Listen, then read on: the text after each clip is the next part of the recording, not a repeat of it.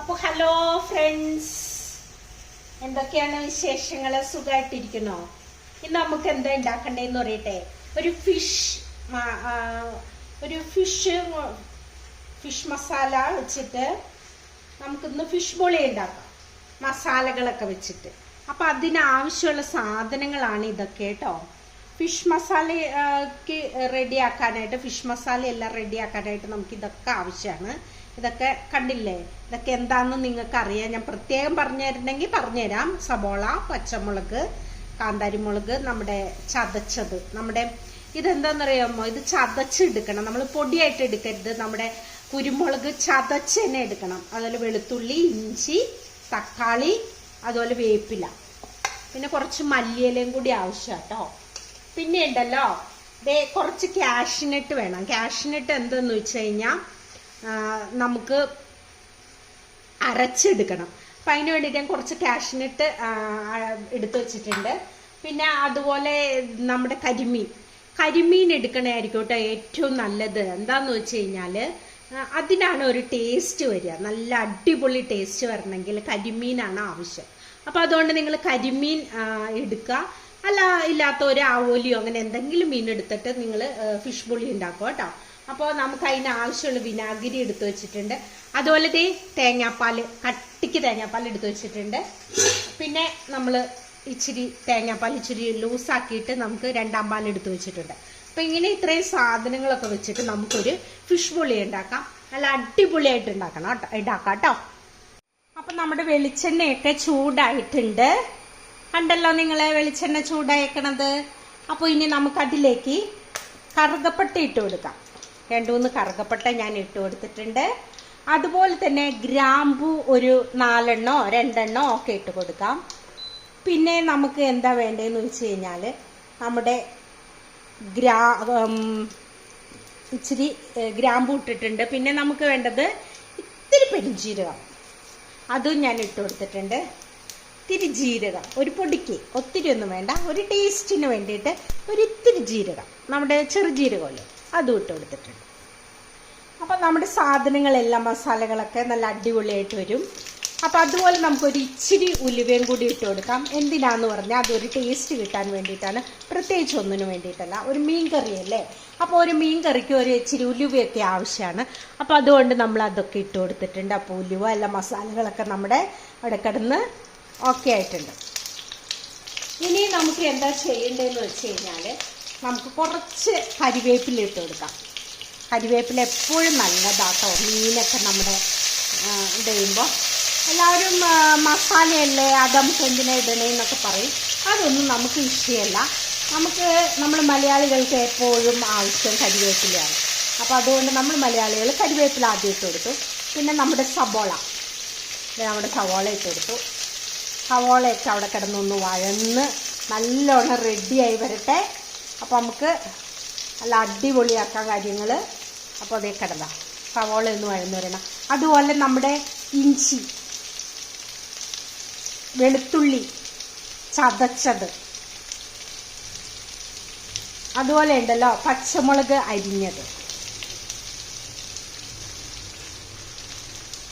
അത് നല്ല ടേസ്റ്റ് കിട്ടാനാട്ടോ. അപ്പം അതും ഒന്ന് വഴന്ന് നല്ല ഭംഗിയായിട്ട് വരണം. പിന്നെ ഉണ്ടല്ലോ നമ്മുടെ തക്കാളി, അത് ഒത്തിരി ഇടരുത്. ഇപ്പോൾ കുറച്ച് തക്കാളി ഇടാൻ പാടുള്ളൂ. ആദ്യം നമ്മൾ 2 തക്കാളി എടുത്തിട്ടുണ്ട്. അതിൽ ഒരു തക്കാളി നമ്മൾ അരിഞ്ഞതാണ് നമ്മൾ ഇട്ട് കൊടുക്കുന്നത്.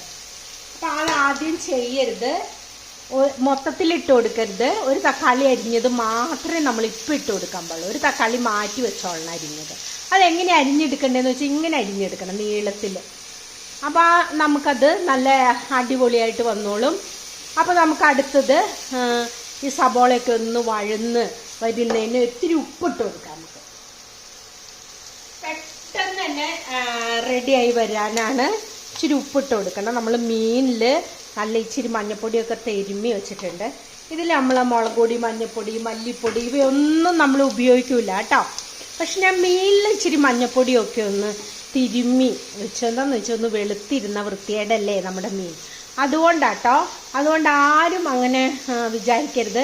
ഇനി ഇതൊന്ന് വഴന്ന് എണ്ണ വരെ ഒന്ന് വെയിറ്റ് ചെയ്യുക. അപ്പം ഇതൊന്ന് നമ്മുടെ ഉള്ളിയൊക്കെ ഒന്ന് വഴന്ന് വരട്ടെ കേട്ടോ. അപ്പം നമ്മുടെ ഉള്ളിയൊക്കെ ഇച്ചിരി വഴന്നു വന്നിട്ടുണ്ട്. ഇനി നമ്മൾക്ക് എന്ത് ചെയ്യണമെന്ന് വെച്ച് കഴിഞ്ഞാൽ നമ്മുടെ മീനുണ്ടല്ലോ, മീൻ അങ്ങ് ഇട്ട് കൊടുത്താലോ നമുക്ക്. നമ്മൾ ഇച്ചിരി മഞ്ഞപ്പൊടിയും ഉപ്പും പുരട്ടി വെച്ച മീനാട്ടോ ഇട്ട് കൊടുക്കണേ. ഈ കരിമീൻ തന്നെ വേണമെന്നില്ല, പക്ഷെ എനിക്ക് കരിമീൻ ഇച്ചിരി നല്ല ടേസ്റ്റായിട്ട് തോന്നി. കരിമീനിൽ ഫിഷ് ബോളി ഉണ്ടാക്കിയപ്പോൾ നല്ലൊരു ടേസ്റ്റ് തോന്നി. നിങ്ങൾക്ക് എങ്ങനെയാണെന്ന് എനിക്കറിയില്ല, അത് അവരവരുടെ ഇഷ്ടം, അവരവർക്ക് ഇഷ്ടമുള്ളത് ചെയ്തോളൂ കേട്ടോ. പിന്നെ അതിൻ്റെ കൂട്ടത്തിൽ നമുക്ക് ഇച്ചിരി കുരുമുളക് ചതച്ചത് ഞാൻ വേണമെന്ന് നിങ്ങളോട് പറഞ്ഞില്ലായിരുന്നോ, അത് ഇച്ചിരി ചതച്ചത് ഇട്ട് കൊടുക്കാം കേട്ടോ. അതുപോലെ നമുക്ക് ദേ കണ്ടോ നമ്മുടെ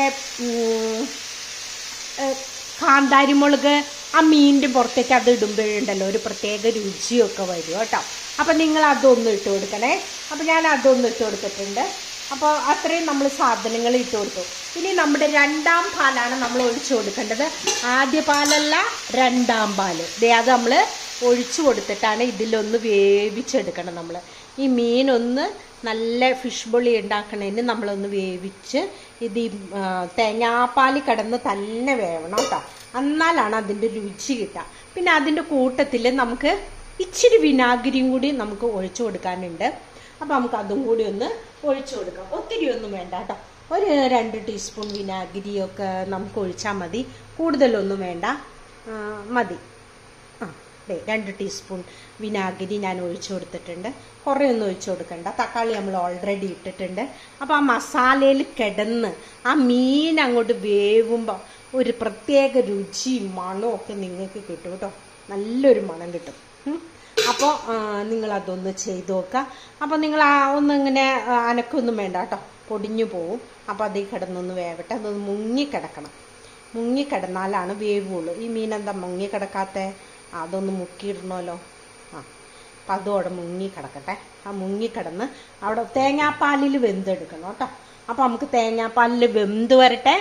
അപ്പോൾ നമുക്ക് ഫിഷ് ബോളി അടിപൊളിയാക്കാം. അപ്പോൾ വേവണ വരെ നമുക്ക് വെയിറ്റ് ചെയ്യാം. അപ്പോൾ ആദ്യം തന്നെ ഇതിൽ വെന്ത് വരട്ടെ കേട്ടോ. അപ്പോൾ നമ്മുടെ മീനൊക്കെ തിളച്ച് ഒരുവിധം റെഡി ആയിട്ടുണ്ട്. ഇനി നമ്മൾ അരച്ച് വെച്ച് കാഷ്നട്ട് ഉണ്ടല്ലോ, അത് നമുക്ക് ഇട്ട് കൊടുക്കാം. അരച്ച് വെച്ചത് കാഷ്നട്ട് നമ്മൾ അരച്ച് വെച്ചില്ലേ, അതാണ് നമ്മൾ ഒഴിച്ചു കൊടുക്കുന്നത്. പിന്നെ നമ്മുടെ ആദ്യത്തെ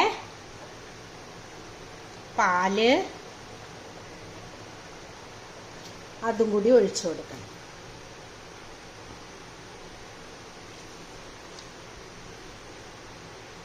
അത് അഴിച്ചു കൊടുത്തിട്ടുണ്ട്. നല്ല അടിപൊളിയായിരിക്കും. അത് തിളയ്ക്കണം. പിന്നെ നമ്മൾ എന്താ ചെയ്യേണ്ടതെന്ന് പറഞ്ഞു കഴിഞ്ഞാൽ, നമ്മൾ തക്കാളി കുറച്ച് ഒരെണ്ണം എടുത്ത് മാറ്റി വെച്ചിട്ടുണ്ടായിരുന്നില്ല, അതും കൂടി ഇട്ട് കൊടുക്കണം. അതും കൂടി നമുക്ക് ഇട്ട് കൊടുക്കാം. നല്ല ഭംഗിയായിട്ട് കിട്ടും, പ്രത്യേകിച്ചൊന്നുമില്ല. നല്ല കാണാൻ നല്ല ഭംഗിക്ക് വേണ്ടിയിട്ടാണ്. പിന്നെ നമുക്ക് മല്ലിയില നമുക്ക് ആവശ്യമാണ്, അതും നമുക്ക് ഇട്ട് കൊടുക്കാം. ഇഷ്ടമുള്ളവർക്ക് നല്ലോണം ഇട്ട് കൊടുക്കാം കേട്ടോ. ചിലവർക്കൊന്നും മല്ലിയില ഇഷ്ടം ഉണ്ടാവില്ല, ഇഷ്ടമില്ലാത്തവർ ഇട്ട് കൊടുക്കണ്ട. എനിക്ക് മല്ലിയില ഇഷ്ടമാണ്, ഞാനത് ഇട്ട് കൊടുക്കണം. നിങ്ങൾക്ക് നിങ്ങളുടെ ഇഷ്ടം പോലെ ചെയ്യാം. മല്ലിയില ഇഷ്ടമില്ലാത്തവർ ഇട്ട് കൊടുക്കണ്ട. നല്ലൊരു മണവും ഒക്കെ തന്നെ ഇപ്പം തന്നെ വന്നു കഴിഞ്ഞു. അപ്പം നമുക്ക് നല്ല രസമായിരിക്കും കഴിക്കാൻ. അത് ചപ്പാത്തിയുടെ കൂടെയോ അപ്പത്തിൻ്റെ കൂടെയോ ചോറിൻ്റെ കൂടെയൊക്കെ കഴിച്ചോളൂ. അപ്പോൾ അടിപൊളി ഒരു ഫിഷ് ബോളി റെഡിയായി. അല്ലേ, കരിമീൻ വെച്ചിട്ട് തന്നെ ഉണ്ടാക്കണമെന്നൊന്നുമില്ല, വേറെ ഏതെങ്കിലും മീൻ വെച്ചിട്ടായാലും നമുക്ക് ഫിഷ് ബോളി ഉണ്ടാക്കാം കേട്ടോ. അപ്പം എങ്ങനെയുണ്ട്? അടിപൊളിയല്ലേ? ഇഷ്ടമായെങ്കിൽ എല്ലാവരും കമൻറ്റ് ചെയ്യണം, ലൈക്ക് അടിക്കണം, സബ്സ്ക്രൈബ് ചെയ്യണം കേട്ടോ. അപ്പോൾ അടിപൊളി ഒരു ഫിഷ് ബോളി നമ്മുടെ റെഡി ആയിക്കഴിഞ്ഞു. ഇടയ്ക്കൊന്ന് നമ്മുടെ ഫിഷ് ബോളിക്കൊന്ന് ചിറ്റിച്ച് കൊടുക്കാം. നമുക്ക് തിളച്ചിട്ടൊക്കെ ഉണ്ട്, ഒന്ന് ചിറ്റിച്ച് കൊടുത്തിട്ടുണ്ട്. അല്ല, നമ്മൾ പൊടിയാതിരിക്കാൻ വേണ്ടിയിട്ടാണ് കേട്ടോ. ഇളക്കി കഴിഞ്ഞാൽ അത് പൊടിഞ്ഞു പോകും. പൊടിഞ്ഞു കഴിഞ്ഞാൽ പിന്നെ ആ മീൻ തിന്നാൻ കൊള്ളില്ലല്ലോ, അതുകൊണ്ട് കേട്ടോ. അപ്പം ഇങ്ങനെയൊക്കെ ചെയ്യാം. അപ്പം എല്ലാവരും ഇത് ചെയ്ത് നോക്കിയിട്ട് അഭിപ്രായം പറയാം. അപ്പം അത്രയേ ഉള്ളൂ, നമ്മുടെ പണി കഴിഞ്ഞു.